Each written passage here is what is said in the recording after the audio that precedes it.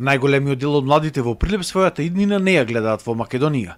Причина за тоа е, како што самите велат, невработеноста, ниските примања, но исто така се жалат и на огромната корупција во општеството, како давање на мито за завршување на факултет и давање на мито за вработување. Младите најмногу се случуваат со проблемот со невработеност.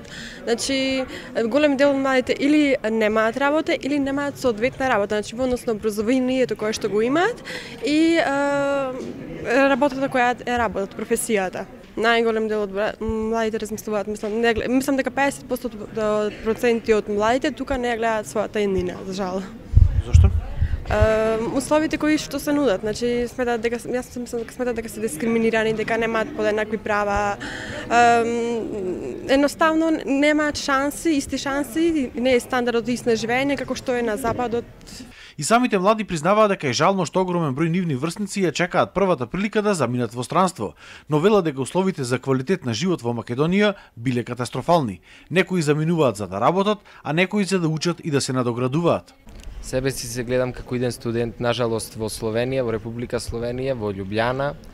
Доколку не успеам таму би се вратил во Македонија, но прво би се пробал да направам нешто од својот живот во Словенија, во странство. Нажалост не во Македонија. Зошто? Зошто бидејќи сите знаеме дека колку е добро, колку се добри студентите што се школуваат пред се во европските земји, но се надевам дека тоа ќе го достигнеме и ние како држава. Јас во иднина се гледам во Швајцарија, ми она омилена држава ми е и мислам дека ги нема проблемите што ги има нашава држава. Кои проблеми ги има Македонија? Па нашава држава има премногу проблеми со студентите. Студентите земаат дипломи со мито и корупција, немаме добар кадар.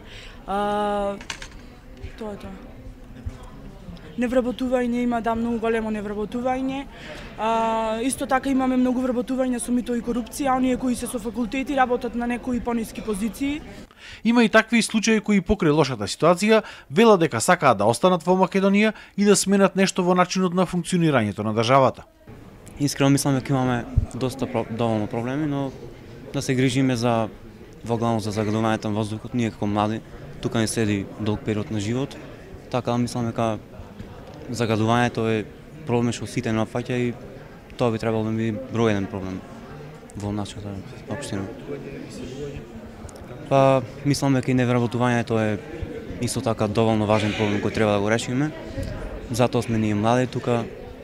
Јас би сакал да се најде некое решение за да се реши овој проблем и да останеме не тука, не да бараме излез во странство. И за каде размислуваш, да останеш тука или за странство? Па јас сепак би останал тука, би се борил за подобро утре и сакам тука. За да се слушне гласот на младите, представници од општина Прилеп и коалицијата на младински организации сега, денеска во големата сала на општина Прилеп, одржаа работен состанок со цел подготовка на годишната програма за млади за периодот 2019-2020 година.